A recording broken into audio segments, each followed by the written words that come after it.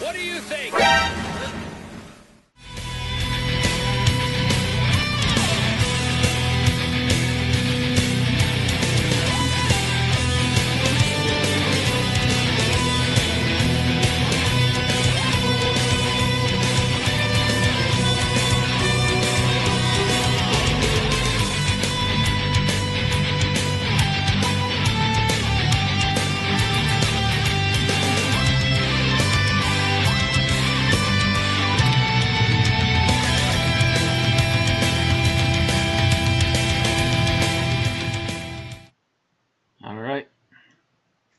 Where does that sound effect originally come from anyway? Metal Gear Solid, I think. Ah. Mm-hmm. Well, greetings, police constables, weevils, and homicidal maniacs, to the 149th episode of an Unearthly podcast, streaming live on the 9th of March, 2016, and featuring the first episode of Torchwood, where everything changes and they turn and face the strange. Written by Russell T. Davies and starring Eve Miles, John Barrowman, and Indira Varma. I am Bill Sylvia, the Man in Black, and with me are Mad Matt Winchell. All dinosaurs feared the T-Rex. Randy Ronson McCulloch. It's McCookik, according to my HR department, the idiots. Aaron Romeo Moon Burke. Hello. And Tim the Enchanter Sheridan. Tyrannosaurs and F-14s.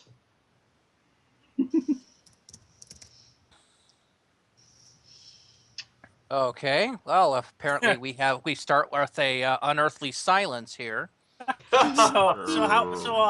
Since you bring it up, how was your first day, Ren? Crappy. Yeah. I get up today, I decide, hey, it's a nice, warm, nice-looking day. I should probably put on my cloth trainers. And I did, and took off for work before realizing that the particular cloth trainers I picked up had a insole that the bottom was coming off of. Oh. And so I spent the day walking on a pair of trainers that had the insole bunched up under my toes, which means I now have a very nasty blister there. And this was after I had to walk over a block to the HR section to fill out some forms, where I promptly sat down to fill out my W-4s, and the chair I was in bent backwards and ejected me out, slamming my back and right shoulder blade into the printer there. The HR department had also screwed up my Kronos login, replacing all the L's in my last name with K's. And because somebody forgot what they were doing, they hadn't actually gotten me my ID for the login to my computers yet, which meant that instead of reading the online training documents, which is hidden behind the login pass wall, I spent an hour staring at the computer screen and capable of doing absolutely nothing. I've been there. Wow, sounds like they really got their act together, eh? Yeah, it was kind of a massive clusterfuck. Ran smooth as silk. Ran smooth as shit. So that was my day, other than the fact that I was doing all this on 5 hours of sleep and nothing to eat but two breakfast bars, which I had for the most important meal of the day. Has calcium in it, good for your bones. It's part of the balanced breakfast. Or protein in it, it's good for bones. And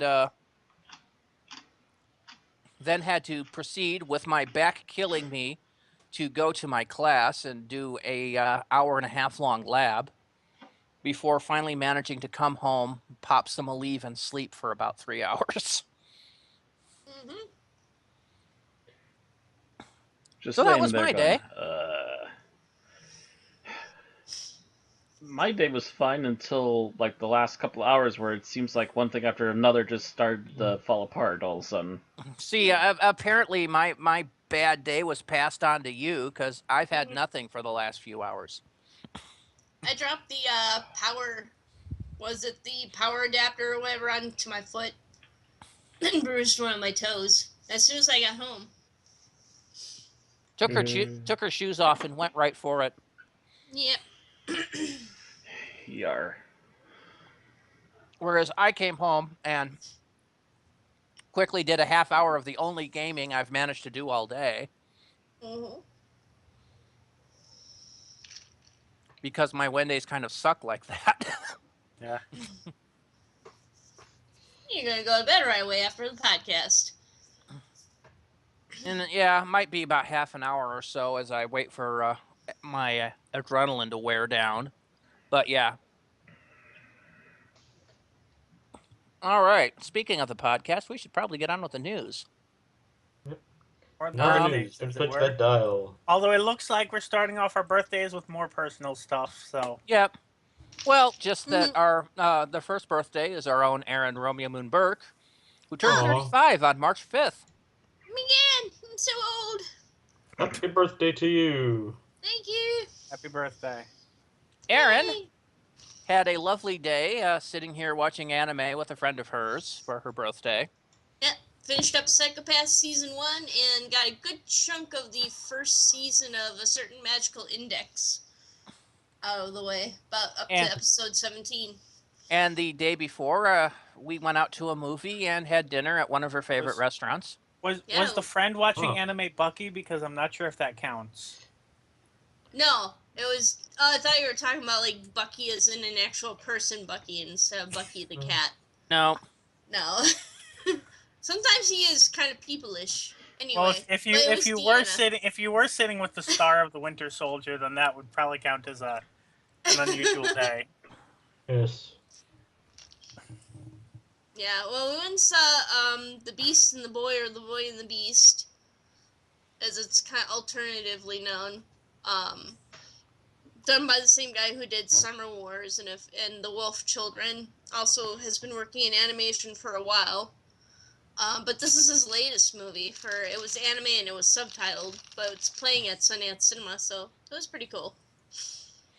And then it was over to the Great Dane, and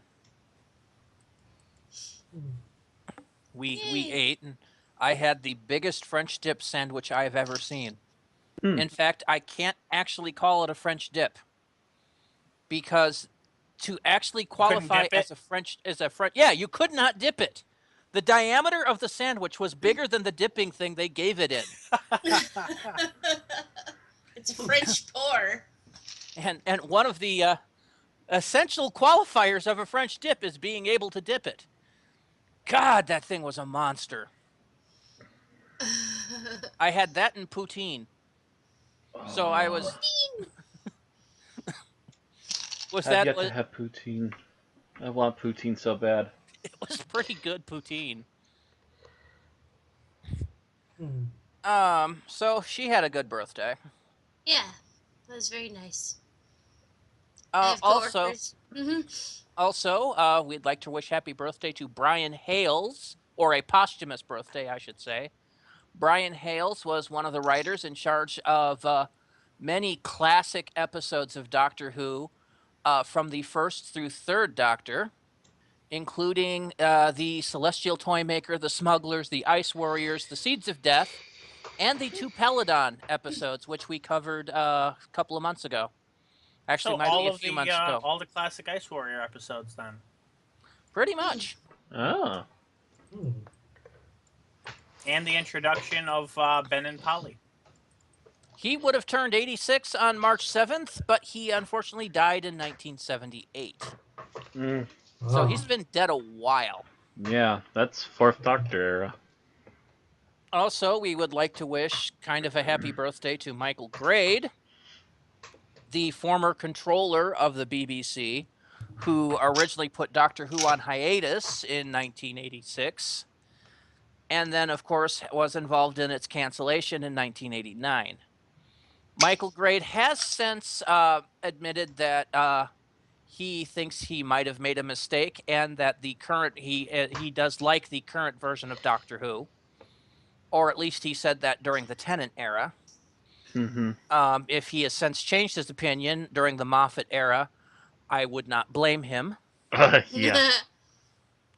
He turned 73 on yesterday, March 8th. If he, by the way, if he changed his mind, there's a bunch of rowdy Doctor Who fans out there in the streets who would also like to get their clutches on friggin' Moffat. Moffat! Moffat! Hello, Moffat. I do think that Michael's big problem was not replacing the Doctor. It was he should have replaced John Nathan Turner. Yeah. But then again, hindsight is 50-50. Hindsight is 20/20, man. Or 2020. Wow, I am just screwing up all the... If you have 50-50 sight, what does that mean? Fuck, I'm just It gonna means walk you still away. need The rest of you can just run this podcast on your own. Fuck it. God damn. I'm done tonight. Goodbye. Speaking of which, I don't think Good I night, ever Matt. mentioned. Actually, what this would have been either this week or no. Yeah, that's right. It was late last week, so after the podcast. But I do have new glasses. I can see much more easily from 20 feet away. I need new glasses. I'm no longer staring at a crack in space and time when I'm looking at things. Oh, were yours actually broken? There was a crack down one of the lenses. Are you sure it was actually in the lens and not in the universe? Just It could have been in your eye. A crack did in you your ever eye. did you ever put your glasses up to your ear and hear somebody screaming about Prisoner Zero has escaped? It was a Doctor Who.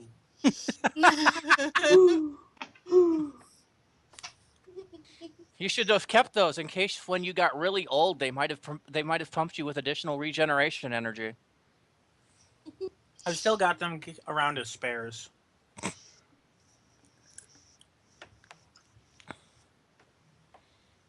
Okay. Are we moving on? Yeah. Yep, Okay. it's on you. All right. So, Radio Times brings us the announcement that Peter Capaldi has announced that there may be an announcement coming, which would probably not be enough for us to cover if not for this little gem of a quote. I don't know whether they would be involved in the Christmas special because it's so specific, the story we're doing with the companion. Radio Times also brings us Capaldi stumbling over himself just avoiding an Obama speech gaffe as he mentions how he'd like Doctor Who to represent more of Britain than just people that look like Clara. The world agrees with you, Doctor. Let's just hope Chris Chibnall and Stephen Moffat do. Unfortunately, it's going to be Moffat more than Chibnall because Moffat is going to be the one to introduce the new companion, as he is still in charge of Series 10. Mm-hmm. True, but I would like to think that he's, talking with the guy that's actually going to be writing stories with the companion when casting. But you never know. Yeah. And congratulations, Aaron, you got Chibnall out without saying chin ball. Oh, yeah. I feel accomplished now. All right. I was going to say that was going to be an ongoing issue into upcoming seasons. Oh, it still might. It still might. By the way, Radio Times has messed up now. What, really? What happened? White screen. Oh. Yes. Oh. Radio Times hates Matt's computer for some reason, or vice versa. Hates our computers in general for random reasons. I don't know why. We really need to avoid them. Every problem I've had with the Radio Times has been their reporting. And their the editing. actual content, not the Yeah. lack of content. We I don't know. also I've hear- never heard other people complain that they can't get the pages to load once in a while. Anyway. Anyway, moving on.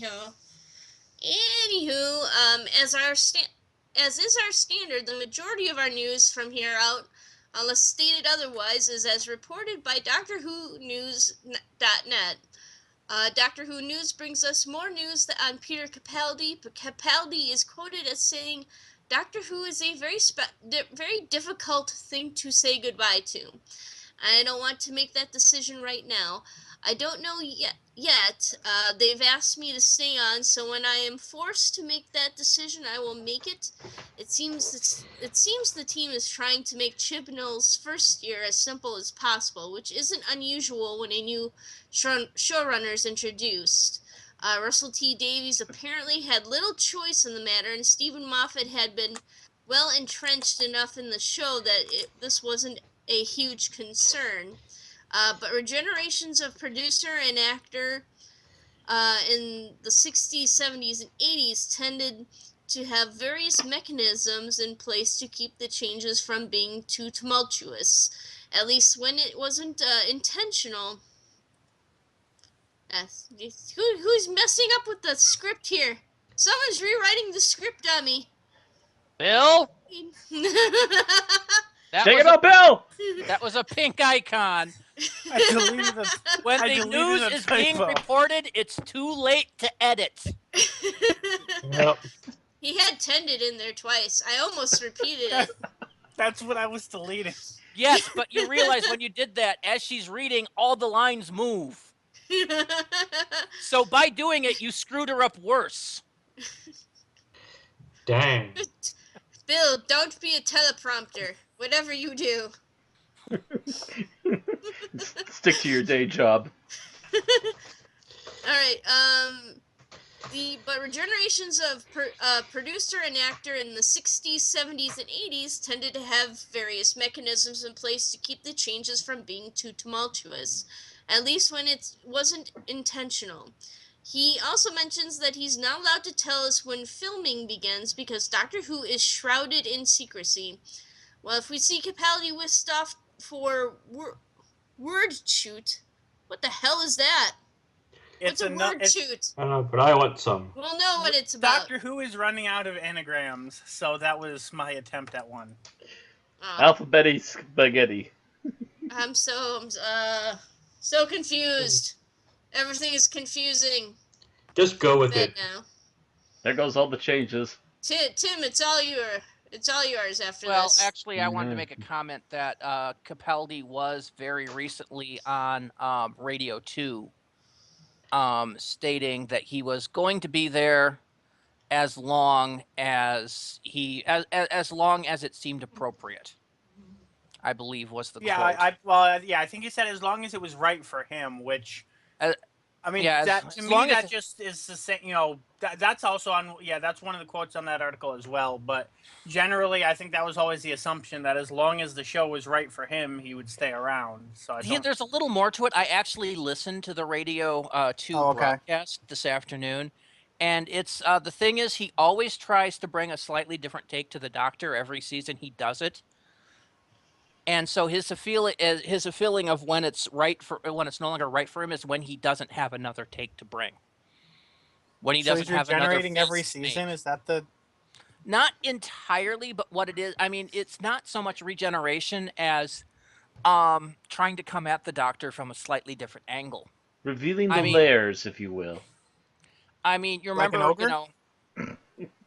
Remember Series 8.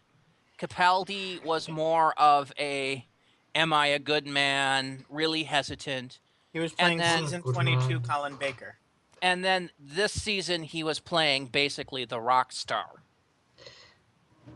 What that means is that when we see him next series, he is going to have a different spin on the character. The character will have evolved. And when he runs out of things he can evolve into, it's time to step away and put the mic down, so to speak. Well, you see, he's been stealing badassness from Rassilon. Well, apparently, because Rassilon doesn't have it anymore. Yeah. Hasn't he stopped being Timothy Dalton? Yeah, he stopped being frickin' James Bond and started to be Meister What's-His-Face from Game of Thrones. Yeah. It's the sad decline everyone takes. We all start off as James Bond, and we end up as some guy from Game of Thrones. Actually, we start out as Look Who's Talking, can eventually go into James Bond. And then end up as Hodor. Hodor. Hodor. Oh well. There's an event coming. Fans visiting the Doctor Who experience in Cardiff now have something extra to look forward to. Props, costumes, and sets from Series 9 have been added to the display. These include Davros in his hospital room, Trap Street, various monsters including the Mire, the Sandmen, and Colony Sarf, and costumes worn by the Doctor, Clara, River Song, and Lady Me. This might explain why Michelle Gomez was recently seen wearing River's dress from Husbands. But that's just a theory. A Who theory. Damn you, Bill. Okay. Was that really written for you? Because, yeah, that's a slap on Bill's ear again. Yep. Oh, I got that one. I'm just reading another thing. God damn it, Bill. God damn it, Bill. I had to get it in there one of these days. It's just a theory. I'll give you a theory. A Who theory.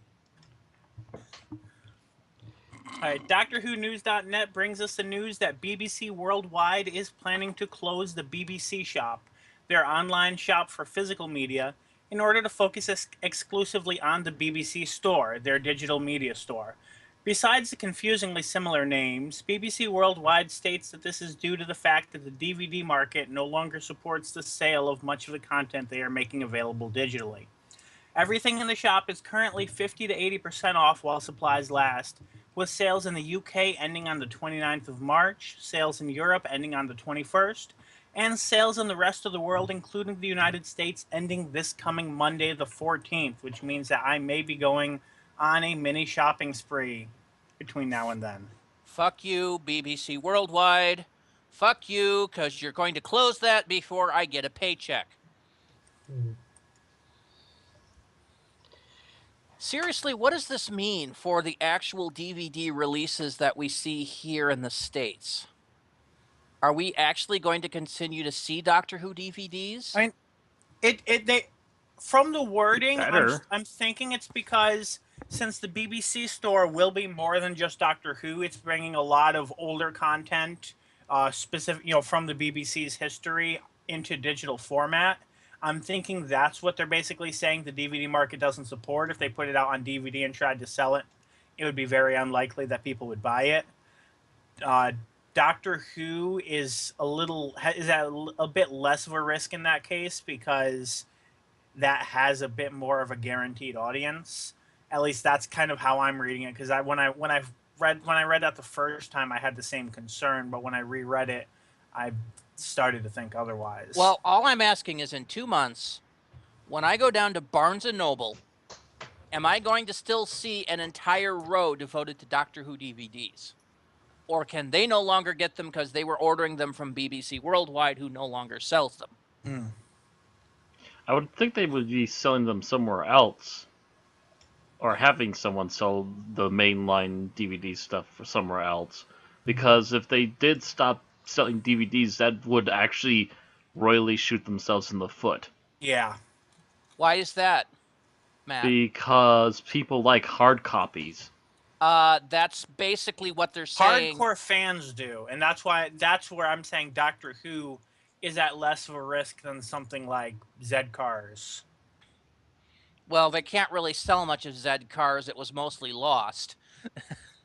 I thought that was one of the shows that they're putting on the BBC store. I don't have a list in front of me, though.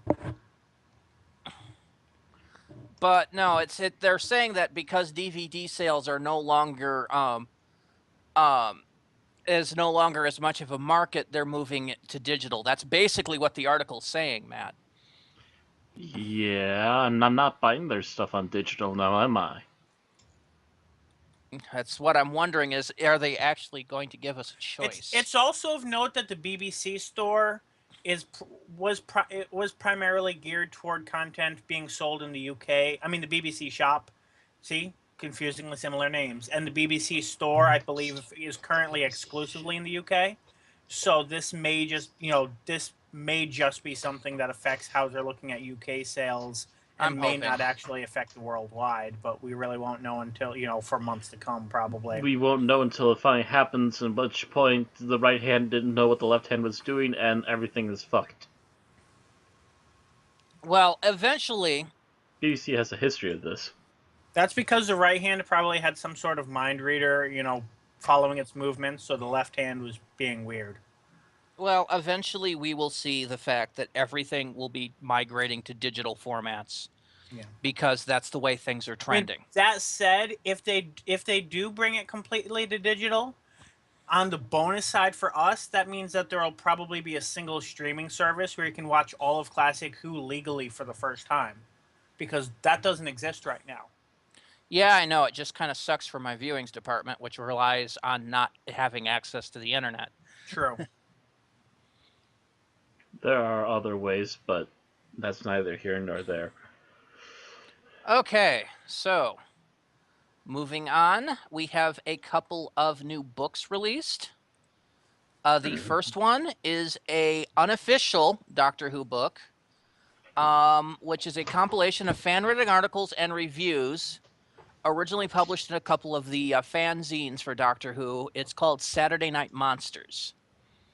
The book includes comment, analysis, opinion, and humor about the different aspects of the program.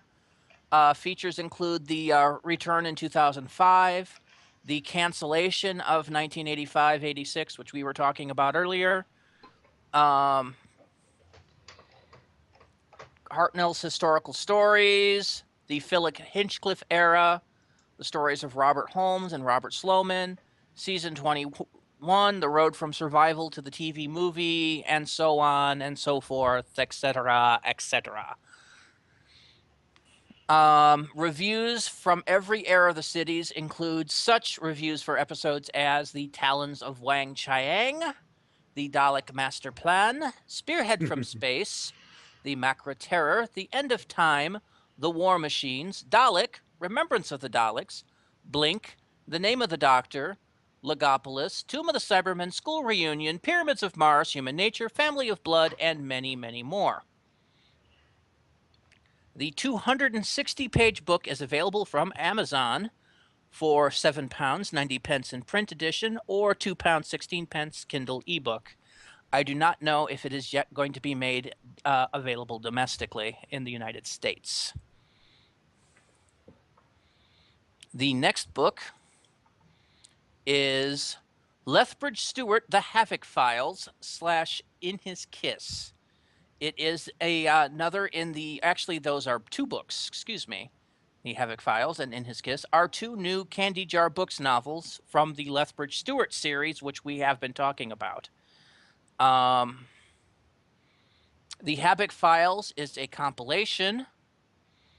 It includes the stories Ambush, Legacies, One Cold Step, The Cult of the Grinning Man, The Dogs of War, and The Fright Before Christmas. Seriously?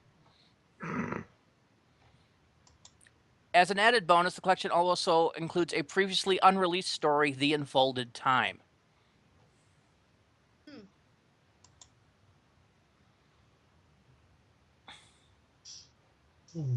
And then the In His Kiss is a book that is set during Alistair Stewart's early days as a teenager in 1945. It is described as a haunting tale of lost love. It is exciting to get to know a young Alistair haunted by his brother's death and painfully in love for the first time. I really savored the challenge of exploring beyond my comfort zone, and for the brig to be things are anything but comfortable. The Havoc Files will be available as a strictly limited edition print run of 300 copies available directly from the Candy Jar Bookstore. It's too bad they don't seem interested in crossover content, because with going back to 1945, I feel that would be perfect for the time. I remember that strange week when I went into a town and every child seemed to be wearing a gas mask and asking if I was their mummy. Or he runs into, he runs into An Winston Ironside. Churchill. Yeah. I mean, if you're looking for crossover. Right. Oh shit! That would be a great way to get the Brigadier back in some form into Big Finish if he just showed up in the Winston Churchill adventures. That would be pretty cool. Of course, the problem there is you have to find somebody that's capable of actually doing a passable Nicholas Courtney. Well, As And a in their young, teens. a young Nicholas Courtney, but still, they're having still- Ian McNeice do all three doctors. They might as well have him do the Brigadier too. I don't know if he's actually doing an impression or just reading it in his own voice or not, though. yeah, that's the question. Pa-da-pa-da. But anyway, so those are available from Candy Jar. The new series of Lethbridge Stewart novels begins in April with the release of Moonblink. So that's all the book news. All right, moving on to music news. Genesis of the Daleks is back on vinyl. Vinyl records have been making a comeback, and the Fourth Doctor can't help but get in on it. For Record Store Day, April 16th, Demon Records is re-releasing a special version of the 1978 BBC Records release that they referred to as a vinyl soundtrack of the Terry Nation episode Genesis of the Daleks. In actuality, it's something more like the 90s VHS version of Shada, a condensed audio version of the story with linking narration by none other than Tom Baker. The special release will be on heavyweight TARDIS blue vinyl and has been recreated with the original BBC Records artwork and sleeve notes. Yeah, Okay. that probably should have been moved to audio dramas after I finished realizing what it was about, but I forgot to change its category once I elaborated. Well, Okay, it's Bill. not like audio dramas isn't immediately following. Yeah. Yeah. But can somebody explain to me why vinyl is making a comeback? Because people long for the retro. Collectors, pretty much. Yeah. To be honest, It's vinyl been gets around better for a while. To be honest, yeah, it's been kind of a thing for a while now. And to be honest, depending upon what you use, vinyl you can get a lot better sound out of. Mm-hmm. Seriously? A lot of people use it for sampling or mixing. Yeah, I know what DJs have used vinyl for ages, but it seems that more That and more. was for turntable scratching, right, though. and I think part of it is the rise of home DJing. I think part of it is just it's probably cheaper to make the equipment now than it was 20 years ago. Probably a variety of reasons, but I have personally been seeing records in more and more places that I wouldn't expect them. I've seen them at Best Buy for like the last 10 years now. Target had a record player that was also obviously like audio cassette and CD. Yeah, we have one of those here at the home too. I've seen people that I'm pretty sure are young enough that they never owned a cassette buying records. Although speaking of cassettes, I did see that the Slim Shady LP had a recent cassette re-release. Speaking of which, records are cassettes are coming back next. Yes, I was wondering, when do cassettes speak? So I'm guessing the fact that the future where they show Britney Spears' Toxic being released on their iPod it's something that could happen, yes. It's something that could actually happen. Doctor Who predicts the future yet again. Yeah. See, then it would actually be a pod that fits into your eye. No. No, it was a giant jukebox, Aaron. It's just that Lady Cassandra misquoted what it was. But also the thing is also that vinyl is a lot more durable than, like, say, cassettes or CDs, to be honest. Yeah, it's still frickin' fragile. Yeah, I just the last like 5 months I've bought a vinyl of Bark of the Moon, perfect condition, aside from the cardboard casing, but that's meant to be aged. The vinyl itself is perfect. Trust me, you hit a vinyl album or you hit a DVD with a hammer, the DVD is more likely to survive. So when are they going to bring back 8-track? Oh, pig's eye. God. There's one every generation.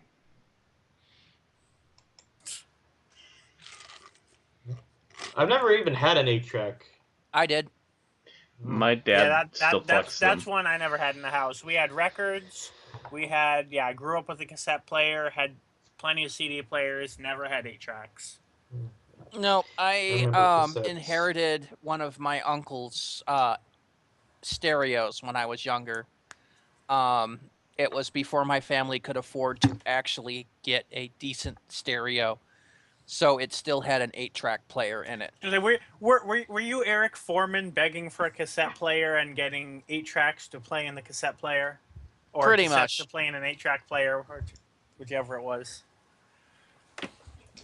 The only 8-track I remember having was the Bloody Red Baron song. That was it.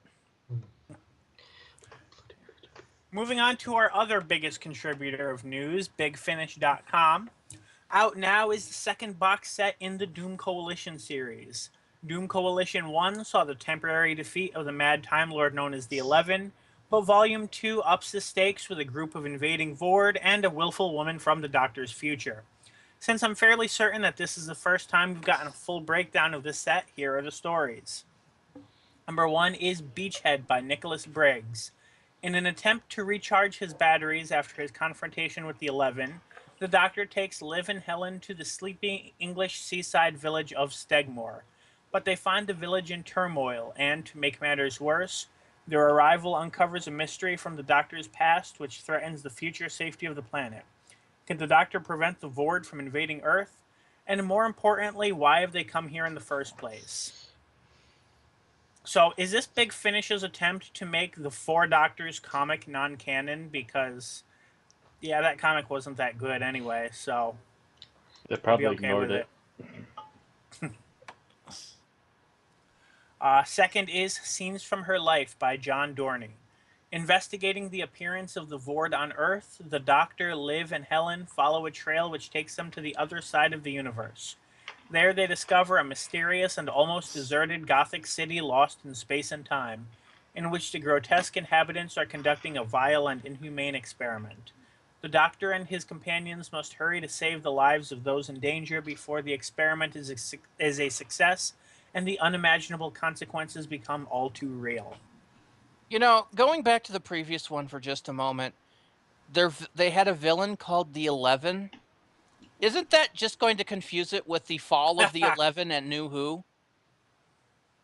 Well, basically the idea was he was a Time Lord on his 11th incarnation with his 10 former personalities trapped in his head, making him completely insane. You know, I've seen a lot of stuff that frequently mentions the Doctor's kind of like that, too. If left to himself, he'll start talking to his previous incarnations. Yeah. Which I still think would be a great idea for them to actually pursue in the TV show. Sure. That would be kind of interesting. Chris Chibnall remakes Zagreus. That would be awesome. I would be the only person to love that, but I would love that to death. I would be like, where's Charlie, though? Next is The Gift by Mark Platt. The TARDIS deposits its crew on Earth in San Francisco, 1906. There they find an actor-manager desperate to stage his definitive production of King Lear. But a real storm is headed their way when he becomes a possessor of a mysterious psychic gift, which is hungry for power and intent on wreaking havoc and destruction. But exposure to so much psychic activity has the Doctor becoming increasingly erratic. Can he battle his demons and save the world? Platt is still writing? Yep. Damn. I don't know if you all remember who Mark Platt is. Oh, excuse me. Ghostlight, Lung Barrow, plenty of things in between. Mm-hmm. That means he has now officially been writing Doctor Who for, God, years. For my entire life, so. 1989 to now. That's 27 years of writing Doctor Who. Yep. Ooh. Mostly novels and some audio plays, apparently. Yeah.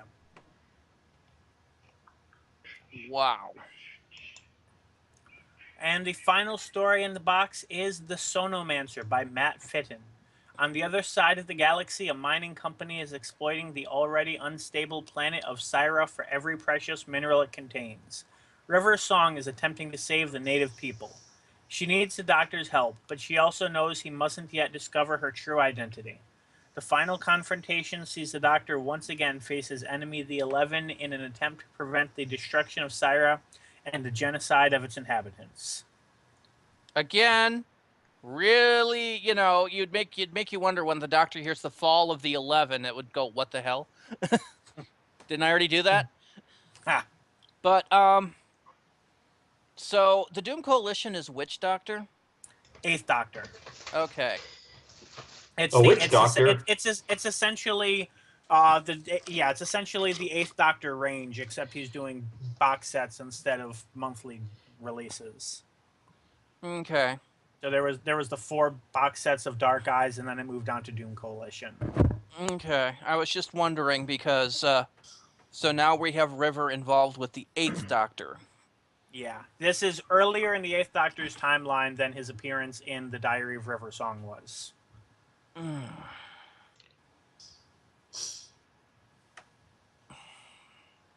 Still pissing me off. Continuity? What's that? Woo! Fuck you, Big Finish. You were good at continuity before. Now you're starting to slip up because you're going for ratings. Fuck you. But next year, she moves even earlier in his timeline by dealing with Sylvester McCoy and Colin Baker. And I'm sure in 2018, she'll meet Peter Davison. And in 2019, she'll meet Tom Baker. If Tom Baker's still alive by then. And then she'll probably meet Tim Treloar and Fraser Hines if he's still alive. And William Russell if he's still alive. Moving on to our upcoming releases. Everyone knows that Traveling with the Doctor is nothing new for Bernice Summerfield, and yet there's something odd about this one. This August, Benny crosses over to the Unbound universe for an adventure with David Warner's Master and Sam Kisgart's David Warner's Doctor and Sam Kisgart's Master. Damn it. God damn it. Apparently, I only want to name one Time Lord per sentence. The God Doctor damn it, Bill. and the Master, damn it. Now, you see, the thing is, though, David Warner would make a freaking excellent Master. True. He really would. Like basically Neil think Toynay Ra's al Ghul, Time Lord. Yeah. Just like Neil Toynay and Leon Tainay before him, Sam Kisgart is an anagram, and BigFinish.com doesn't seem to be shy about telling us that it is Mark Gatiss. Some quotes from the Big Finish staff about Bernice Summerfield, the new adventures of Bernice Summerfield 3, The Unbound Universe. We were trying to work out where we could take Benny next, says James Goss, and the idea just sort of happened. We immediately got very excited about it. David Warner is a legend, and his Doctor is the perfect foil to Lisa Bowerman. Whereas Benny is a famously gung-ho adventurous, he's a cautious man with a twinkle in his eye. She falls into his universe and gives him a new lease of life. Lisa and David have a brilliant chemistry. It's a very different Doctor-companion relationship, says Scott Hancock. Benny really is the adventurer, dragging the Doctor along behind her. When we first meet him, he's given up all hope, but Benny is determined to, quite literally, save the universe. The guest cast are marvelous. It's a hoot. Kisgart has never been more sinister. Really? His actual name is Handcock with a D. Yeah, I almost made a comment on that myself. He must have had a terrible time through high school. Wow. I mean, we've had Hancock. Yeah.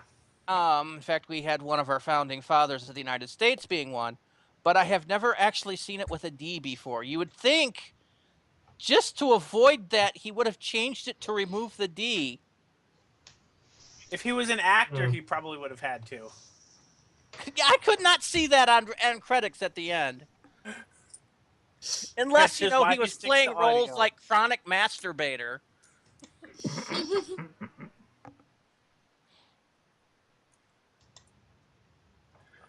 I was about to say something. I don't remember what And, it was. I don't know. I'm hoping he doesn't have a brother or a son named Pull or anything.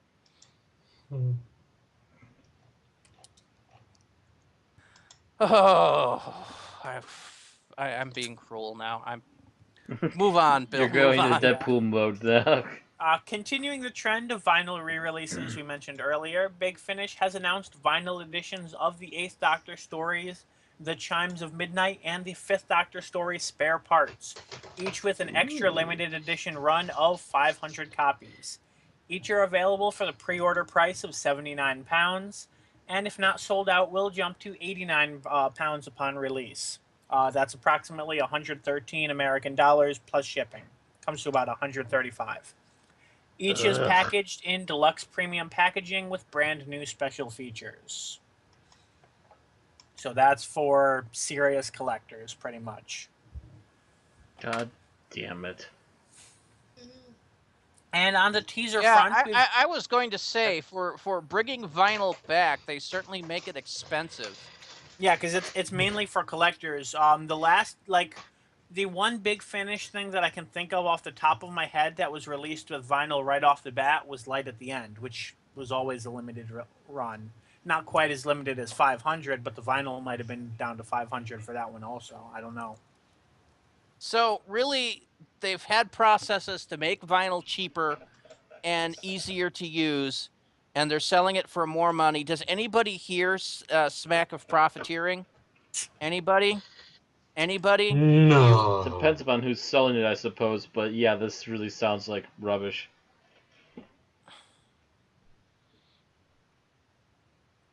Rubbish. On the teaser front, we've been given a preview of April's monthly short trip, The Curse of the Fugue, featuring the awaited return of Sheridan Smith's Lucy Miller. Narrated single-actor stories have taught us that some actors are demonstrably proficient in mimicking the cadence and inflection of the actors they worked with in the past. Sadly, this teaser shows us that Sheridan Smith does not appear to be among their number, as I could not recognize the 8th Doctor in her narration, except for the fact that the word Doctor gets dropped a few times. They really need to test out whether people can do that before they release something like that. Yeah. Because really, if you're really just listening to the actor or actress reading a story, it's really going to just bum me out. Because Big Finish is known for their good audio dramas. And they should stick to that, seriously. I think part of the reason they're doing this so much now is because they've overextended themselves. Yeah, like I think in this case it's because it's very cheap to produce and they sell it for cheap and people seem to be eating it up. So it pays the bills basically, but use the money from your overblown vinyl sales to actually hire some cast, guys. The vinyl sales are going toward David Warner, I think. Make it, make it a run of 1,000. Of course, then it wouldn't be as collectible, would it? Right.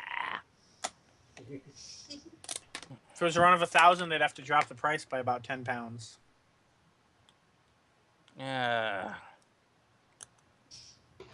Seriously, blow me, guys. Blow me, because that's just you're basically you're becoming pulp novel audio.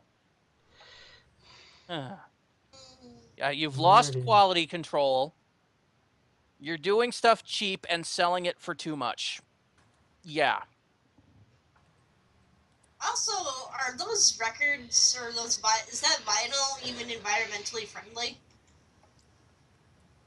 I don't know. Apparently they make it in TARDIS blue. I'm not sure what that does for environmental friendliness. Out behind the Big Finish studios, there's a bunch of dead fish floating around in blue water. TARDIS blue water.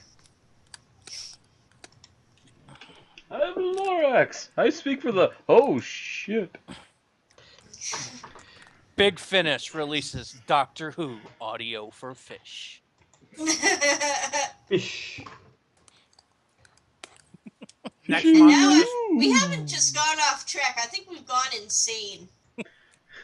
Next month, there's a story about how the Doctor shows up at the Big Finish studios and tells them they need to stop what they're doing.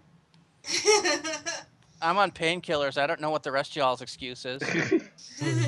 I just had a cappuccino. I had a ton of sugar. Maybe it's diabetes. That would not surprise me, honey. That really wouldn't. I've seen the amount of sugar you put away. Come on, be careful of that sugar. We've Take listened your to the toe. amount of sugar wrappers she puts away.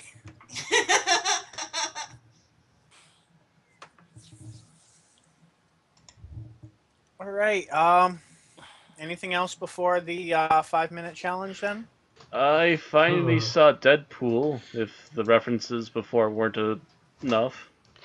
My God, Matt. Hooray! So late to the party, but Yeah. still so good. It really didn't help that the first initial plan to go see it was canceled due to the fact that my ride/co-host for the review coming out next week.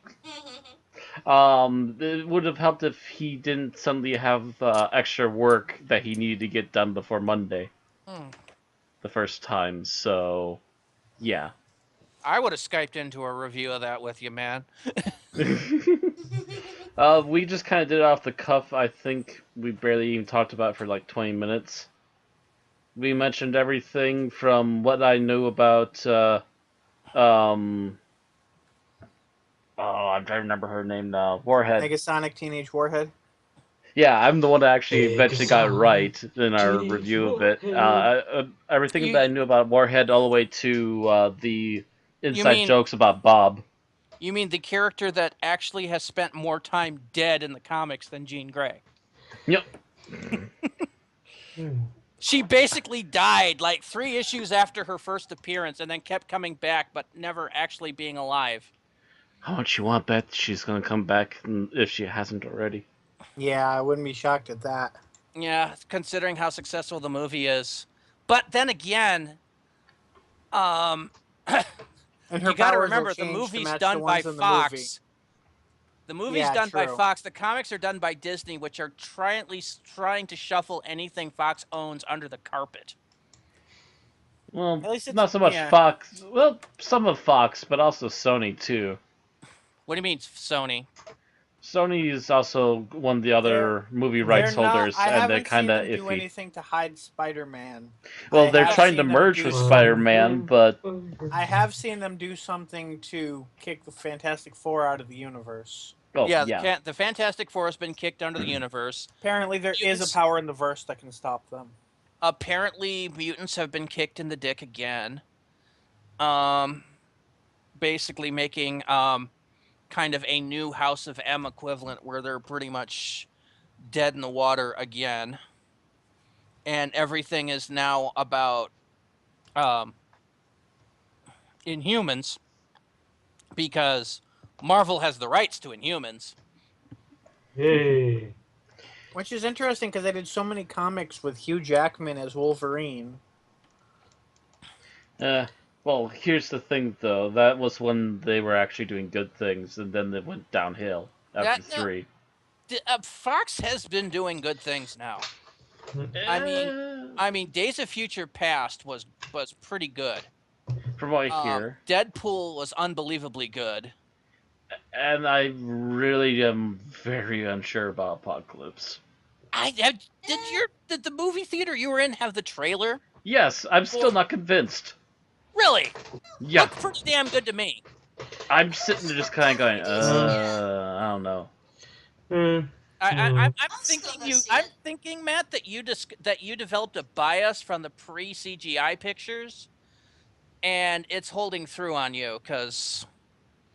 It's not that, because believe me, I'm even more unsure about the DC movies right now. Oh yeah, I'm not sure at all about the Batman Superman movie, but not for the reasons I would have told you a year ago. The reasons I told you a month ago still stands. I'm fine now with Batfleck because Batfleck looks good. Batfleck, yeah, I'm perfectly fine with him. I'm still not convinced that Lex Luthor is going to come off as feeling like Lex Luthor. Right. And what is this bullshit with Doomsday? I don't even. That doesn't bother me that much because I've seen like 1,000 different versions of Doomsday. I mean, I remember the Doomsday from frickin' Smallville, so that doesn't bother me that much. I remember the Doomsday from Superman Doomsday, the cartoon that revealed that Lois and Superman had been having sex. No! Sex? They were already married at the point. Yeah, I was gonna say they were married. I least- think. Yeah, I think so. But she they make a point of her walking out in lingerie and making out with him. I think. It's been a while. I've only seen it once. As they try to debunk Man of Steel, Woman of Kleenex. He has full control when he needs it. Oh my. Okay, we are now officially into our 5-minute challenge time, so I am going to hurry along this conversation before it gets even more embarrassing and ask who wants to do the 5-minute or less. Let's make it 2.5-minute challenge. For Torchwood, everything changes. I believe I did last week, did I not? I thought I did it last week. That's right, you did do it last week. I'm falling asleep. After that conversation, how? No, someone brought up Torchwood. Now I'm falling asleep. Wow. Somebody's in a bad mood. So I don't know if I wrote a 2-minute script, but then again, last time I thought I wrote a 5-minute summary. It ended up being like 2 minutes. So. So you're saying you're ready for this one, Bill? Yes, I think I am. Alright, ready? Start in 3, 2, 1, go. We open on Gwen Cooper, a police officer. As she arrives at the scene of a recent murder, the police are being pulled back for a group of secretive men and women in black known as Torchwood. She makes her way into a building overlooking the scene and watches as Torchwood uses a gauntlet to bring the dead man back to life and talk to him. The man doesn't know who killed him and says he didn't see anything while he was dead. The group argue over the best way to go about interrogating the dead, when the leader, Captain Jack Harkness, acknowledges Gwen by asking her opinion, causing her to run away. The next day, Gwen gets a concussion while trying to break up a bar fight. While in the hospital recovering and leaving, she sees Captain Jack, who she follows. He seems to lead her to a strangely sealed-off hallway where she encounters what she believes to be a man in a rubber suit until he takes a bite out of a member of the hospital staff. Torchwood arrives, capturing the alien and telling Gwen to leave. This time, she sees them get into a vehicle and chases them, seeing them get out of the car but losing track when she is distracted while following them. Nobody else on the force seems to believe her, so Gwen finds the local pizza place that delivers to Torchwood and goes undercover. She finds their secret base where they are expecting her after having watched everything she'd been doing since and including talking to the man at the pizzeria. Jack takes Gwen for drinks and explains that Torchwood works outside of the government and the UN, scavenging alien technology and dealing with fallout from the Cardiff space-time rift. Gwen says she's going to tell the police if Torchwood doesn't use the glove to help them catch the serial killer that caused the dead body from earlier, but Jack explains that he's drugged her and she won't remember anything by morning. Meanwhile, despite Jack's assurances that alien tech doesn't leave the base, Susie is experimenting with the glove, Tasha's using an alien device to convert her novels into ebooks, and Owen is using an alien pheromone to remove the free will of people he wants to sleep with. Gwen tries to avoid the inevitable amnesia caused by Jack's retcon by leaving herself a note, but because she does so digitally, Yanto is able to hack in and delete the note. In the morning, Gwen remembers nothing, but then she sees a sketch of one of the alien weapons from Torchwood HQ. It's a sketch of what the murder weapon should look like based on the damage done to the victims. Her memories start to return, egged on by a one-word note she had managed to handwrite, remember. Her memories lead her, still confused, to the entrance of Torchwood HQ, where Susie meets her, holding the knife from the sketch and confessing all of her evil deeds. She is the murderer, and she did it as a way to test the glove's capabilities. Captain Jack comes out of the base while she is confessing, but she is not fooled by the perception filter that normally hides those coming and going, and she puts a bullet in his head. Gwen, still dazed and amnesiac, is horrified by this, but Jack silently rises behind Susie and kills her. He explains that thanks to the events and parting of the ways, he cannot die, but it tends to freak people out, so please don't tell the others before offering her a job. Gwen, who now remembers, accepts, because otherwise there would be no show. Alright. You got it. In 3 minutes, 7 seconds. So not quite 2.5, but well under 5. Right. Mm-hmm. All right. A nodding ye old dice bag. Although I'm starting to wonder if we should be getting the final Jeopardy theme music to go with our 5-minute challenge. I don't know. Do we have an 8-bit version already prepared?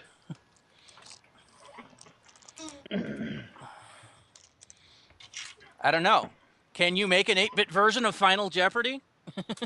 I could look into it. I do something more like do do do do do do do.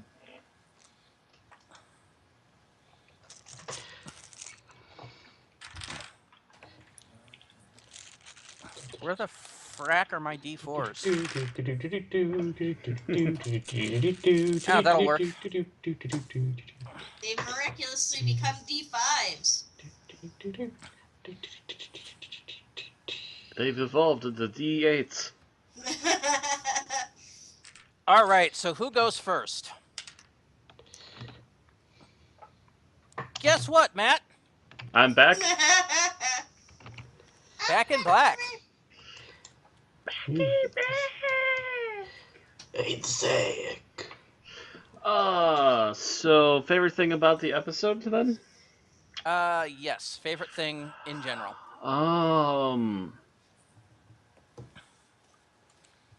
I generally liked pretty much all the acting in this. There was not a single character wasted. Everyone was doing a really good job. There's no flat lines, no dead lines. Everyone had their own slightly quirky thing. Even the little pizza guy, he was sitting there doing the best he could, trying to type with a cast on. For the first time as Gwen, she was actually pretty good and really intriguing, and Captain Jack is super charismatic as usual. Oh, yeah. And also, the members of Torchwood are all very recognizable and very interesting people, and we'll only get to see them develop further as the season goes on. All right. Aaron?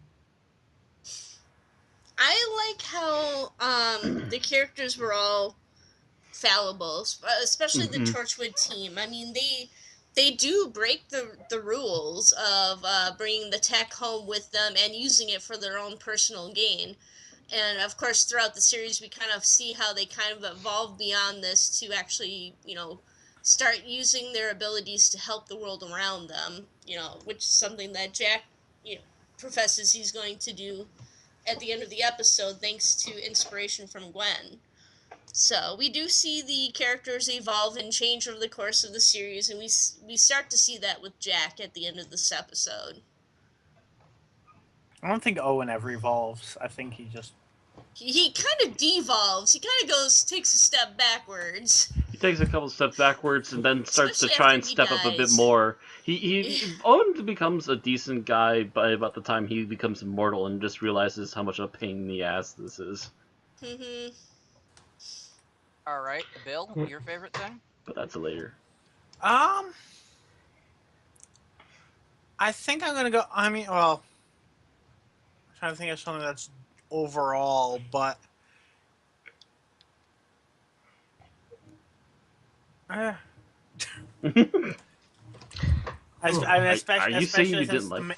Especially since Matt took the characters, that was at least parts of that. I'm going to say I do definitely like the concept of how she finds out about Torchwood and manages to go undercover investigating them and such. I do like that whole concept there. How she uses her police training to track them down twice. All right.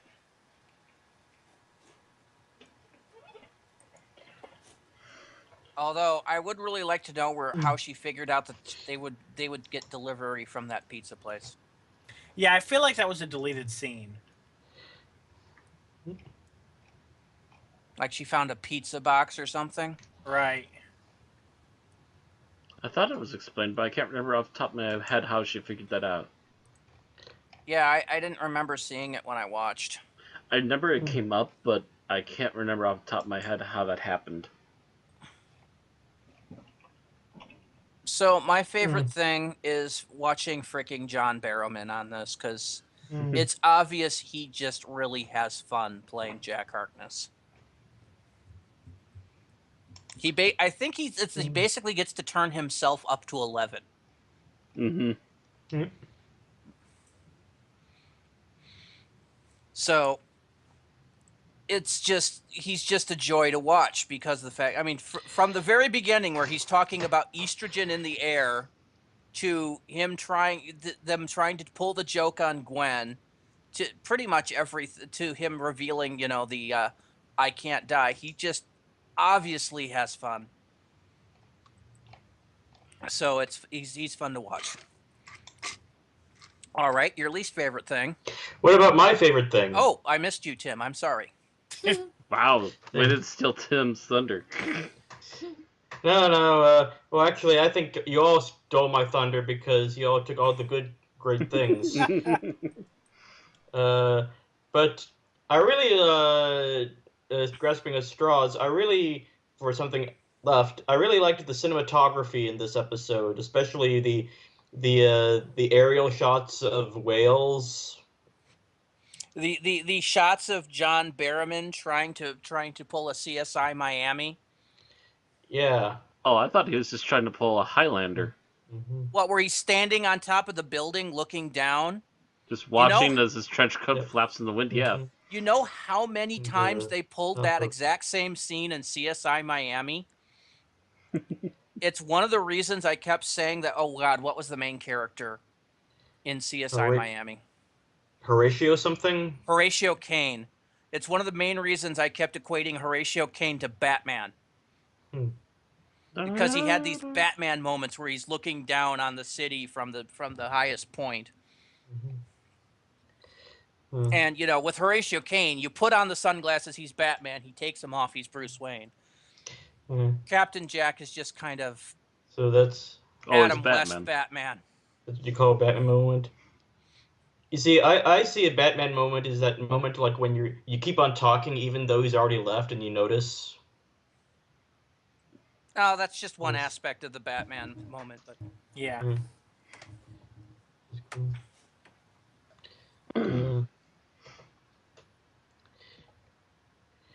Yeah. The photography in this episode was really good and very colorful and exciting. All right. Sorry I missed you there, Tim. I was That's okay. It happens. I had you on there and then we got sidetracked and my brain skipped, so I will try not to do that again. Things you don't like, Matt. Things I didn't like. I don't know. It's I have one little story nitpick, which is that it seems like they keep accidentally revealing themselves to Gwen a lot. They accidentally leave the car park unattended, and she's watching over them, and Captain Jack doesn't even seem to care, and already knows she's there for some reason. They bump into her in the hospital again. They barely manage to lose her. She obviously knows something going on in the area, and they let her in, and then try to drug her, only for someone to actually be working on something in order to bring Gwen's attention back there again. It just seems a little bit convoluted. Like they were either playing really dumb, or they just have no way of hiding themselves properly.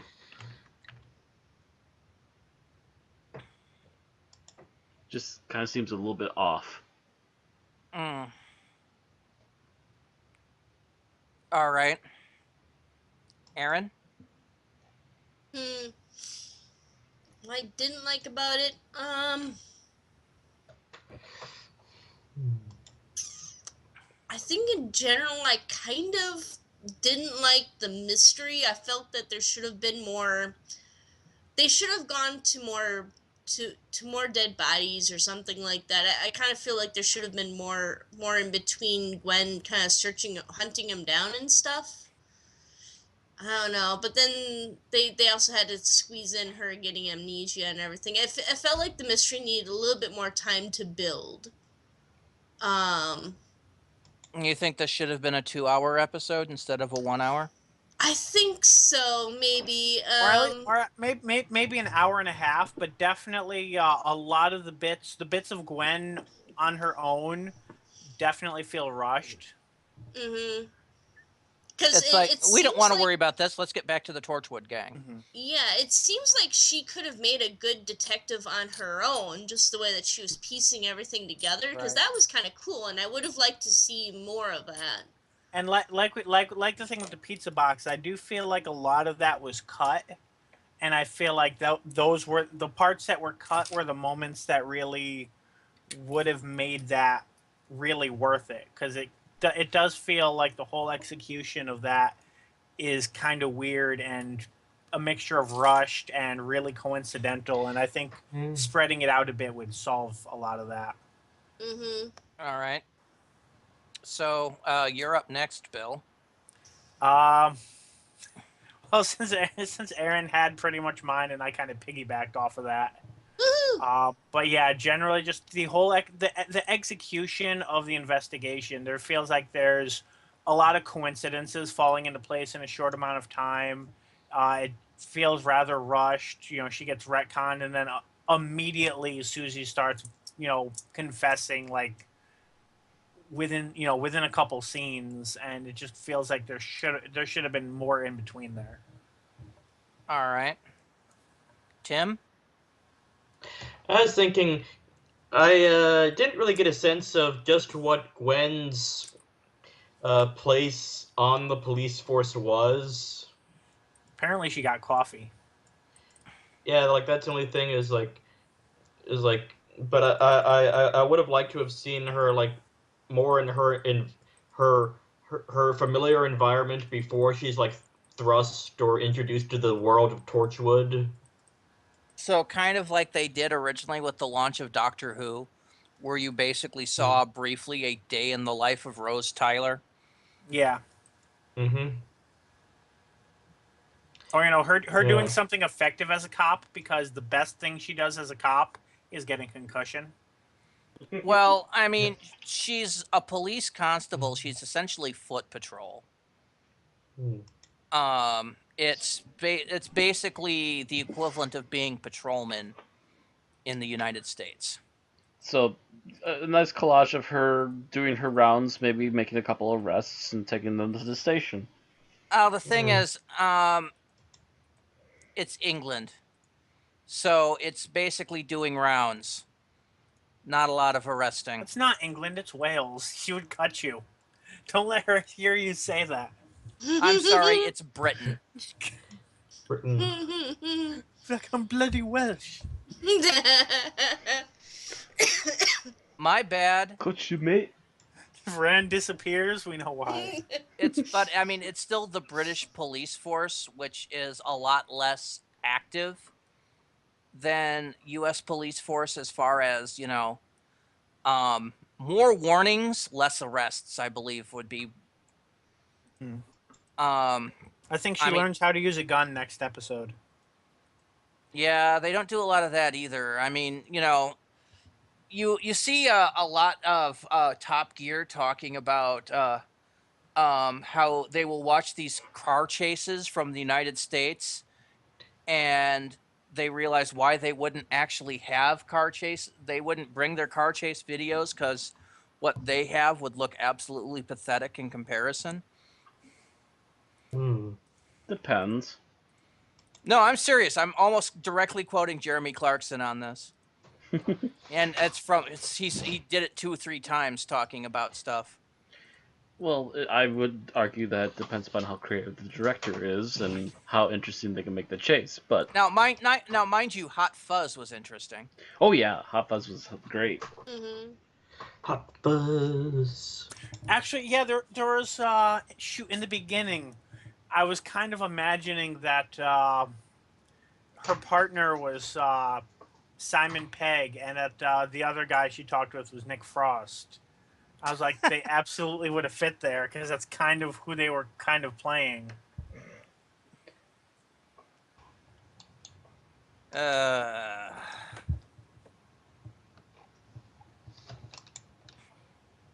so, were we up to me or did I get sidetracked on somebody? Did I forget Tim again? No, you You remembered got me. Tim. Okay.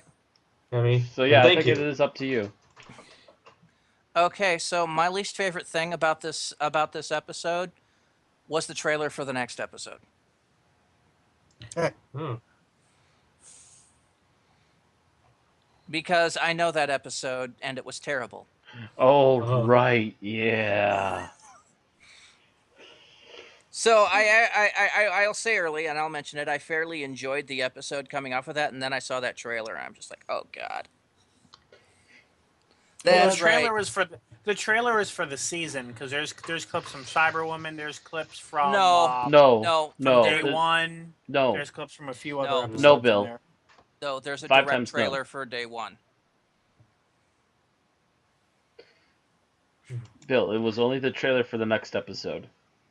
Because that's usually what they do. Is the first episode is the trailer for the season. I could have sworn that's what I just saw. Nope. Hmm. Nope. The trailer is for Day One, and I hate Day One. So we haven't reviewed it yet. We will eventually have to review it. We don't want to review it, but we will eventually.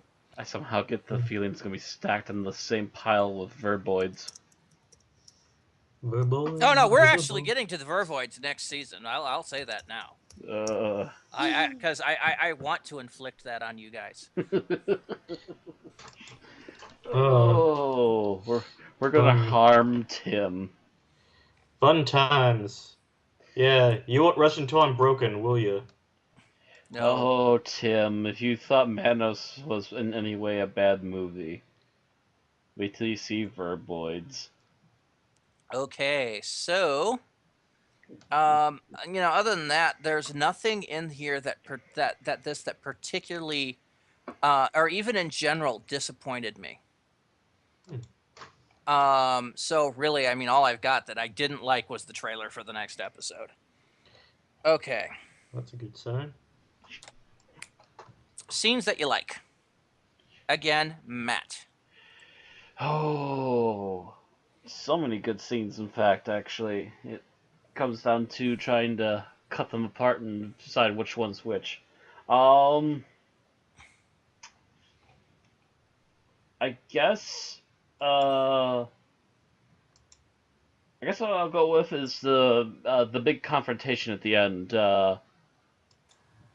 where Gwen comes back to Torchwood. She's not sure what she's looking for, and then she meets the woman, and then all of a sudden out of nowhere, here comes Jack. He's unshot, and then all of a sudden he gets back up, and all this crazy things, and everything just starts falling back together in her head at the same time. Just a nice, epic little conclusion, all wrapped up. All right. Beautiful. Yeah, that was going to be mine, so I'm going to have to think of another one. Snitch! Aaron? I liked how Jack described what Torchwood does. It took me, a few times watching the episode, particularly this time, that I realized that I actually really liked the scene where he and Gwen are at the bar, and he's telling her that really these things that they're finding, these bits of technology, are really just flotsam and jetsam that happen to wash up offshore here. And she compares it to, she jokes and says, well, this really is Cardiff, which, is on it's on the seashore. Mm-hmm. So I just thought that was a very nice little analogy that they did. And just how circumstantial everything is. I mean, they don't exactly go out and find it right away. No. So. Yeah, in fact, I believe I read somewhere that the glove was originally found in the 60s. So they'd had the glove for like decades before actually deciding to research it. Because stuff just washes up out of the rift. Mm-hmm. And then they pick it, hold on to it, and then decide to figure out what they have when they've got the time. Because when I think of Torchwood, I think of Men in Black, where they go out and seek out this technology, or it's traded directly with other aliens. But no, Torchwood just happens to find this stuff laying around, or if it's not Torchwood, it's Unit or possibly some other agency or some other thing that leads them to it. But well, the thing is that Torchwood is a lot more clandestine than Unit is. Unit was more military. It was controlled by the United Nations, Well, at least in originally. theory, Torchwood is more clandestine because, as you can see in this episode and quite a few episodes to come, they're not actually that good at it. Yeah, but what I mean is the fact that Unit is actually a military group controlled by Geneva. They're actually a paramilitary division. Torchwood, however, is more a group of individuals with no rank, no affiliation, supposed to be behind the scenes. Supposed to be. Again, this is a group led by Captain Jack, who's not good at being behind the scenes. And there's some members of his group that are exceedingly lacking in discipline. Owen! Owen! Who orders pizza under the name of Torchwood? I do. I'm a douche. Yeah. He's actually proud of it. Yeah, that was just wow.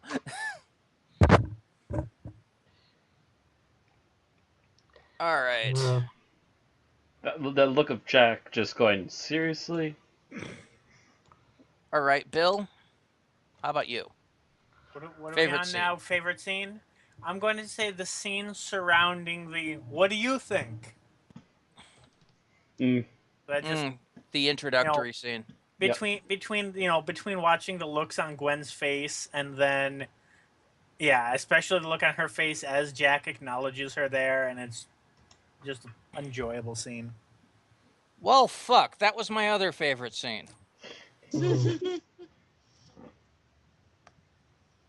Matt took mine, Bill took the other. This is an average day, isn't it? You bastards! You'll get yours soon enough. You farging ice holes. Well. All right, so Tim, your favorite scene? My favorite scene is where she sneaks in with the pizza box and they're all like very coy. And that's my third favorite scene. That actually was going to be my backup, I think. And I was like, and then one says, "I'm sorry, I can't keep this up." It was like, it was like, what was she gonna do? She was just gonna say, "Oh, here's your pizza. Oh, thank you. What do I owe you?" I don't have any money. Yeah, I think Jack was trying to make Torchwood the porn parody. And this he is probably, Jack. knowing Jack, he probably would have succeeded. And here's Gwen the next morning. How did I get here? And why are my pants backwards?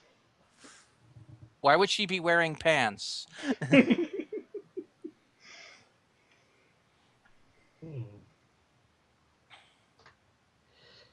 Oh God! Do I have a fourth favorite? Frackers.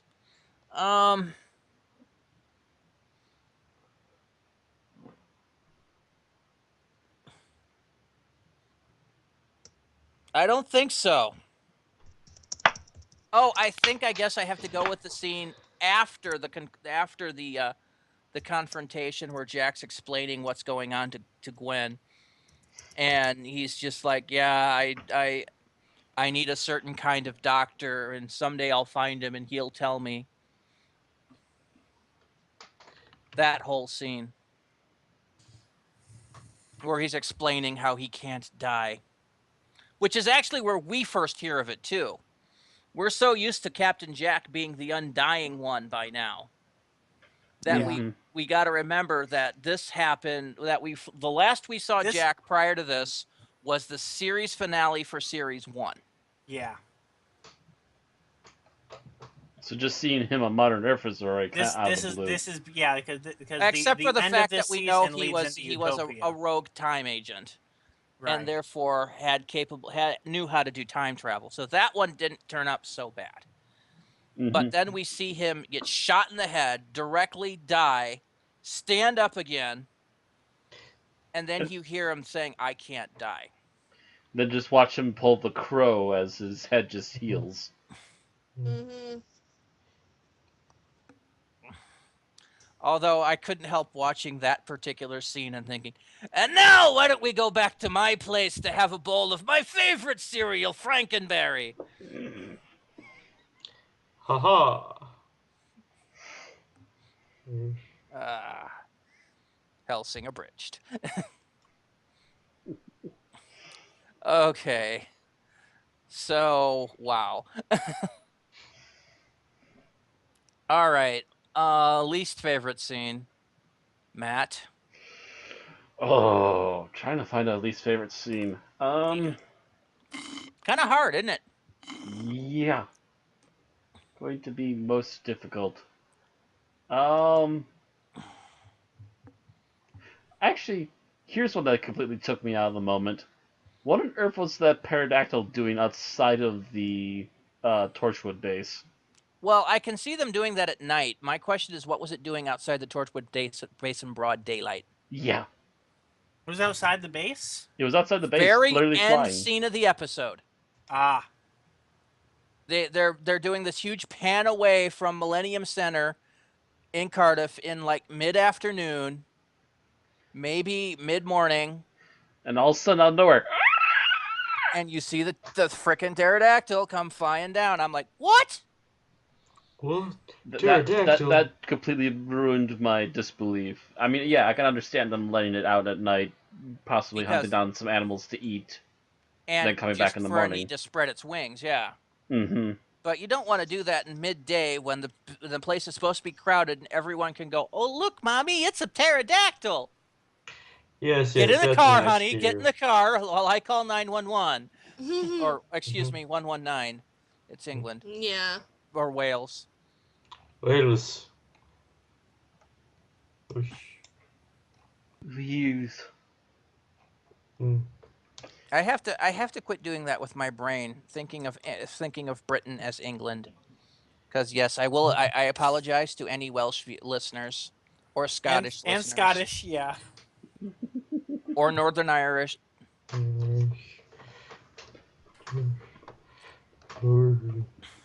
You meet Peter Capaldi one day. So what was it like growing up in England? What? Attack eyebrows, activate. Wait, do the attack eyebrows activate and become a giant attack eyebrow? And I really should know better. I've just had a long day, and I'm tired. It's alright. And my brain hurts, and I'm on medication. Are eyebrows a lot like giant robotic lions? Also, be careful you don't call New Zealand Australia. No, I might call Australia New Zealand, but that's wishful thinking because I want New Zealand to be that big. Imagine all the Hobbit movies that would be filmed. Imagine all the filming locations. Dang. Meanwhile, Miller's out there just going, stop! I want to be able to film the next one after I'm done with my next movie. Stop! Stop being green! Of course, with global warming, everything, all the landscapes will be changing. Changes. I'm sorry, it's 70 degrees in March. Screw you, Republicans. Global warming's a thing. It's here. It's right outside my door right now. Yes. It's allowed me to go out for walks for almost the entire week this week. It's as if the globe is getting warm. If we keep ignoring global warming, then eventually Chicago will have to become the capital of the country because it'll be the only major city left. Won't it be flooded, You realize though? What? No, all the ones on the coasts will be flooded. Chicago's in the middle of the country. Well, yeah, but you've got The the Great St. Lakes would Lawrence flood, too. Seaway and the Great Lakes and everything will also be inundated. They'll be flooded fairly easily. Yeah, you're actually Especially with all the rifts and ravines created by the glaciers. You've got these nice little channels feeding the salty seawater into our nice gigantic freshwater lakes. I'd say St. Louis, but the Mississippi would flood. So New Orleans would be underwater, and St. Louis would probably be flooded. Would probably be flooded. Yeah. So it'd be Denver. Denver would be the capital of the United States. Have fun trying to flood Denver. Unless So it there's would be like like something Rebecca stationed on a mountaintop. That I is doubt it, Denver. though. That's why they call Oh. it the Yeah, Mile High pretty much. City. Oh, I didn't realize they call it that. Yes. Does this mean Australia would go under? And what about Japan? Pretty much. I mean, Japan's Japan has some mountains as well, so there'd be some semblance but left. But Tokyo would be fucked. Tokyo would be screwed, yeah. They'd have to move the capital back to Kyoto. And that's if Kyoto manages to stay above water. Otherwise, they're basically the entirety of Japan would become small islands. how did we get on this topic? Yes, this is quite a tangent. Global warming. That's and okay. I forget where the We're global warming came we're from. actually way ahead of schedule. Oh, Dead that's cool. good. But no, global warming would screw up Britain too. All those locks in Scotland would get flooded, and The Thames would just bubble up. London would probably be screwed. Cardiff would be screwed. Liverpool, yeah. They'd have to make the capital of England like Birmingham or Manchester or something. Birmingham. Ugh. Anyway. Anyway, other than having Waterworld in our future. Yeah, Waterworld. Oh wait, never mind. I honestly don't remember how we got on this topic to know whose turn it is next.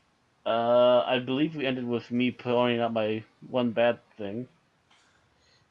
Yeah. So is Aaron next? Yes. One bad thing. I like the least. The scene you like The the thing least. I like the least. Jeez. Epic tangent. We can't even remember how we got there. There are a few things that I don't like in here.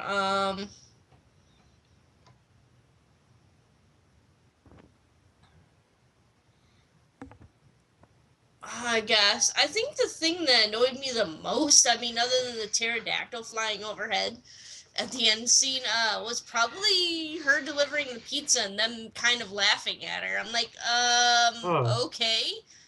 It kind of felt that they were just kind of, well, obviously they were just toying with her, but obviously, I don't know. Oh, just toying. It just kind of pissed me off a little bit. I'm like, here's someone who's actually competent, who can be on your team, and you're a bunch of dingbats, laughing at her. To be The fair, thing is, at that she's point, there there to was sneak out. Yeah, she's there to sneak on their base and find their secret information, not to help them. yeah, Yeah. and at that point, their team dynamic was full. They weren't looking to recruit. So Yeah. all she really was an interloper. Yeah, but she could. It's obvious with later on in the series that she's probably the most competent one. She's the only one who survives, that's for sure. I mean, other than Captain Jack. But Captain Jack Jack doesn't technically survive. He dies a lot and comes back. Yeah. Out of all of them, she manages to make it through and have a child and have a family. Yeah, none of the others seem to succeed at personal life, do they? Mm-mm. I mean, Owen eventually becomes a zombie. Not to spoiler it for you all, but he does. And everyone else dies, and then Owen dies too. So, Torchwood, and overall... people think George R.R. Martin was the first person to kill off members of his cast. Oh, hell no.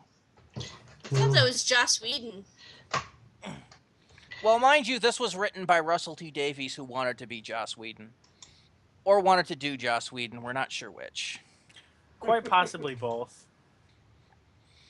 Either way, it was. I mean, Torchwood was obviously written with kind of an Angel flair, and Angel was pretty bad for killing off its main cast too, and basically lasted about as long.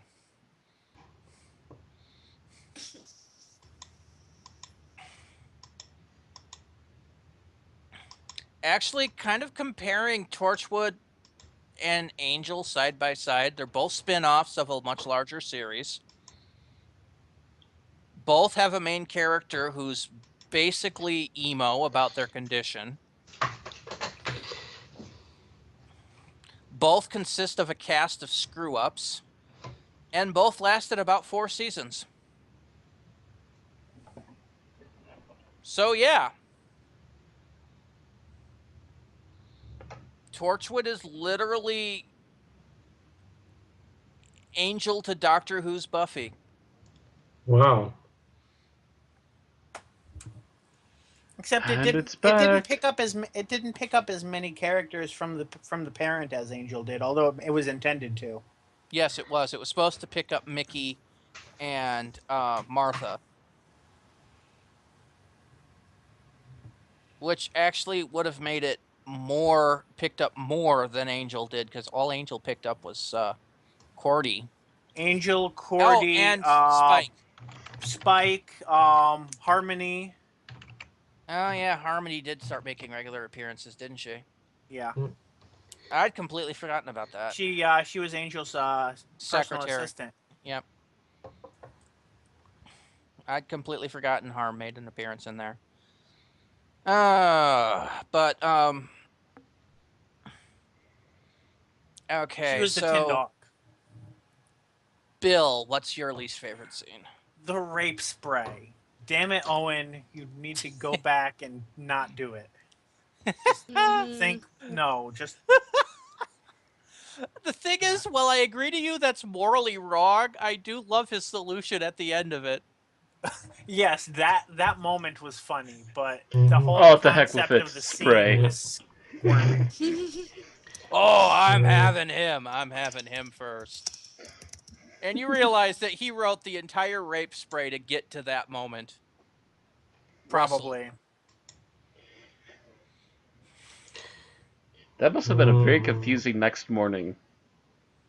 Probably.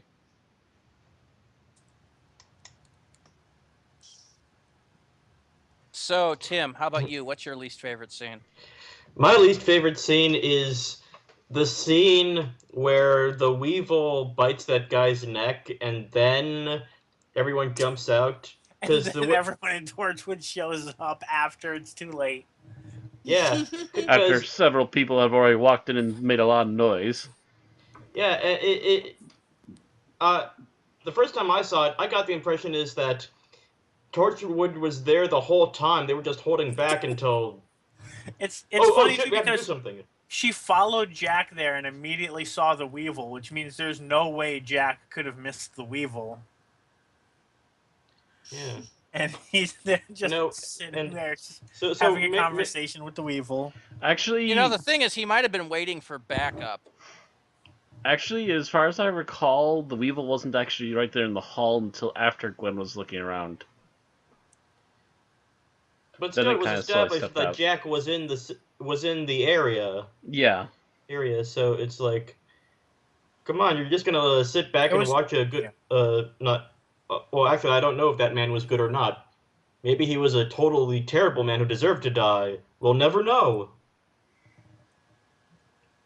Like I said, it's just possible that he was just waiting for everyone else to get there because he knew he would have problems with it by itself, and what would happen if it killed him and somebody else found his body just as he came back.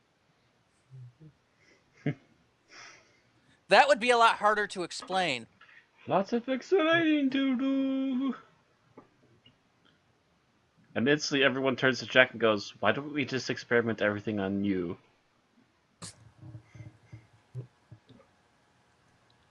All right. Anyway, that was my thought on it. Tim? That was Tim's scene. Okay, was that was Tim's. Tim's. Sorry. Yeah. I'm like I said, it's a bad night for me. My least favorite scene. Most of you got all of mine.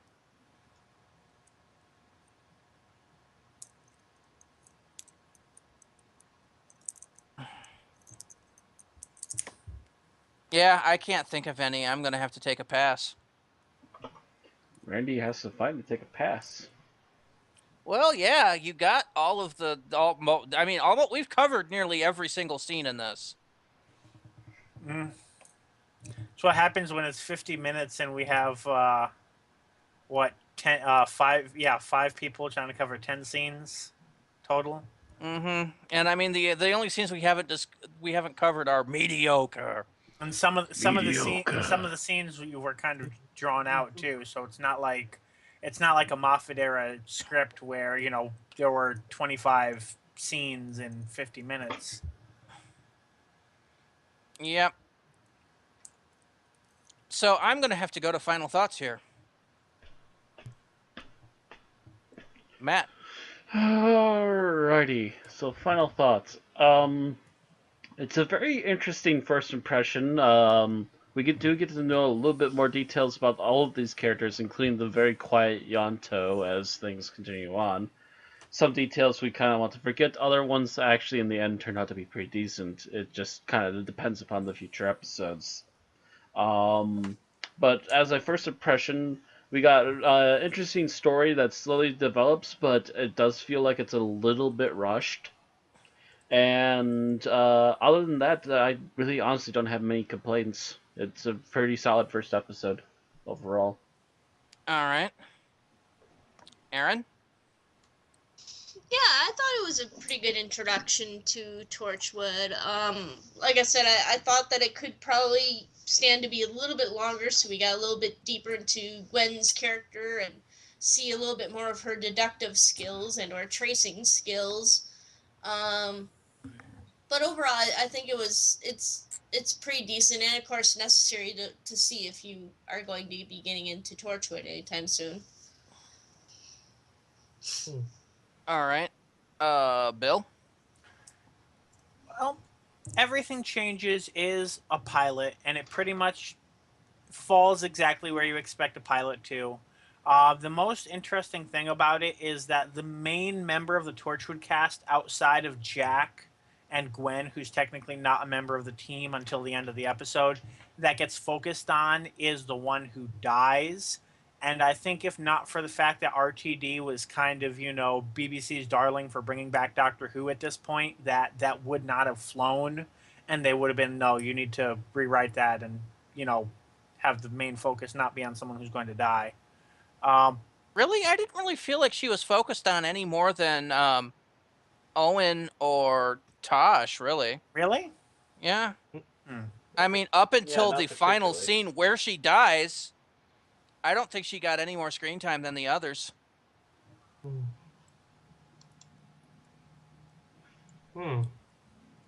Either way, it's not the worst episode, not the best either. It falls somewhere in the middle, which is kind of where you expect a pilot to do, but it does do a very successful job at introducing the series, introducing the characters.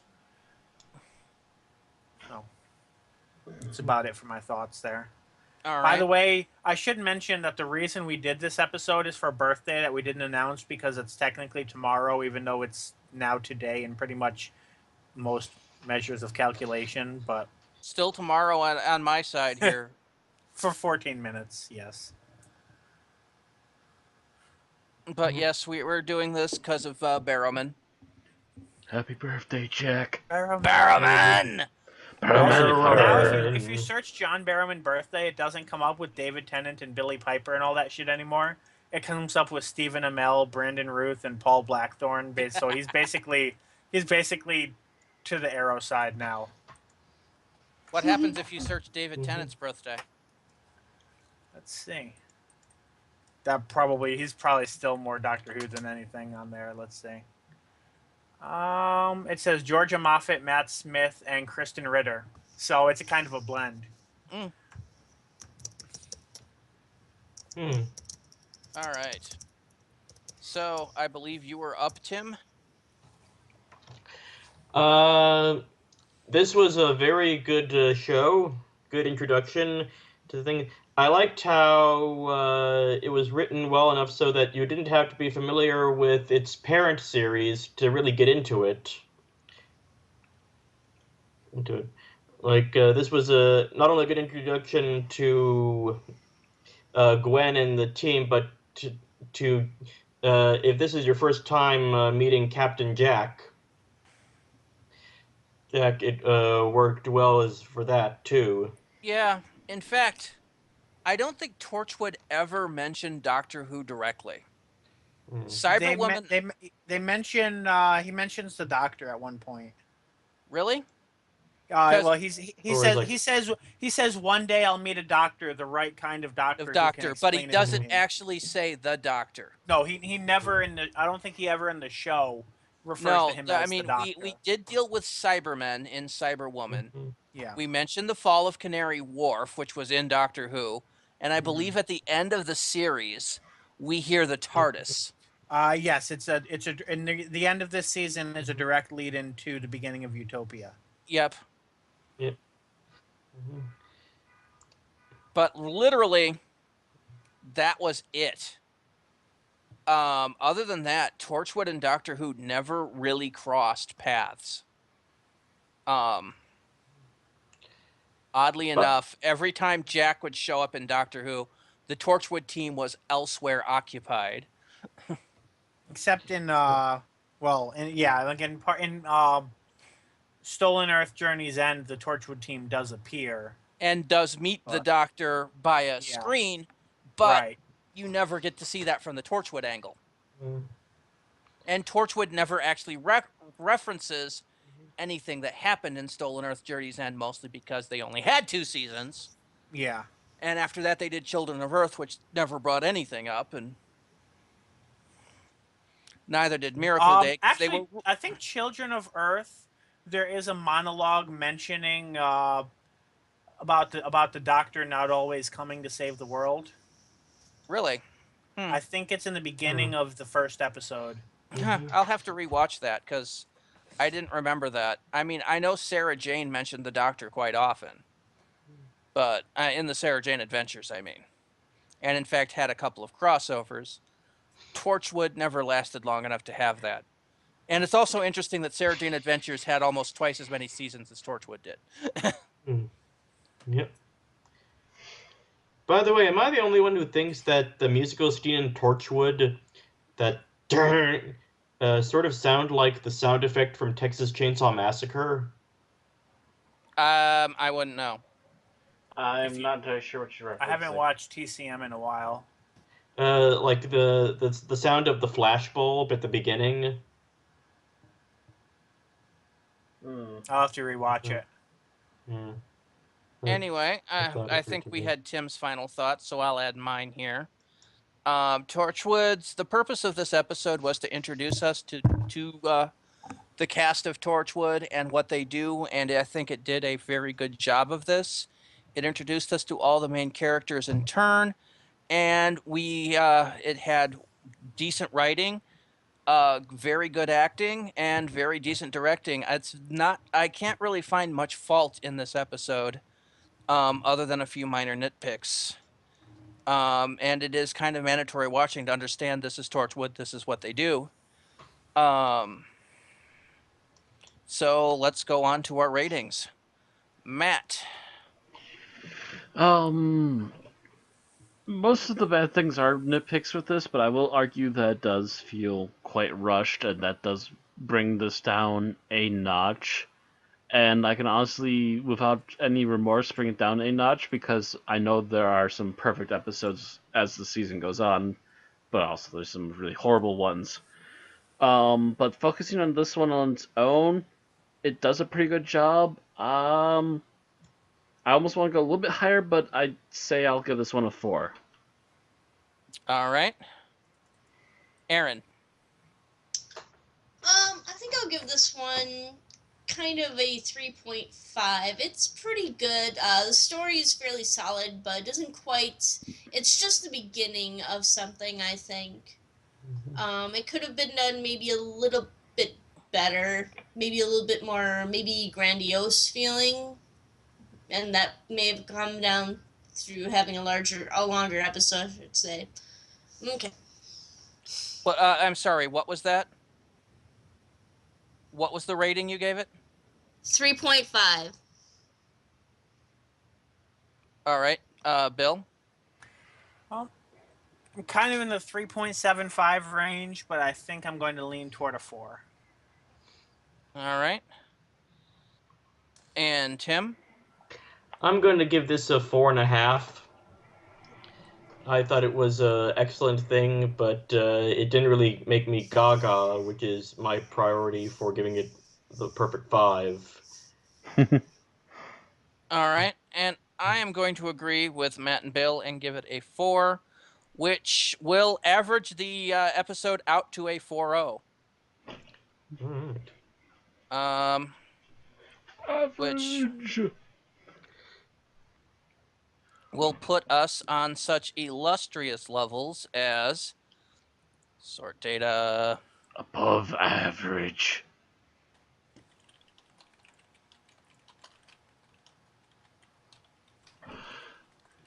will put us on number 60 in our list of 145 things. So almost above par, or just above par. It is at the same ranking as Heaven Sent. Putting it just above A Good Man Goes to War, The Runaway Bride, Attack of the Cybermen, and Vengeance on Varos, which all have a 4.0 rating, but are a little lower, a little more parity in the voting. And just below Castrovalva, Destiny of the Doctor, Hunters on Earth, Light at the End, Planet of the Spiders, and Rose, which also have a 4.0 ranking, but are pretty much a flat 4 on average. So it's in good company, but not the best company. Mm-hmm. Well, wait till we get some really bad ones. It'll suddenly feel like it's a nicer place.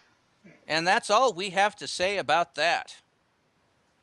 So, take us out, All right. Bill. Well, if you enjoy our show, please go ahead and like the video and consider subscribing on Twitch.tv, YouTube, and Mixcloud.com. You can always like and follow on Facebook and Twitter. And if you want to support us, you can head on over to patreon.com/unearthlypodcast. All right. Next week marks 150 episodes of Unearthly Podcast. In celebration, we're going to give our thoughts on one of the unreleased classes of Doctor Who in its most released form. Next week, Big Finish's recreation of Shada by Douglas Adams and starring Paul McGann, Lala Ward, and John Leeson as K9. Affirmative. Shada! Shada da da da da da da da da da da.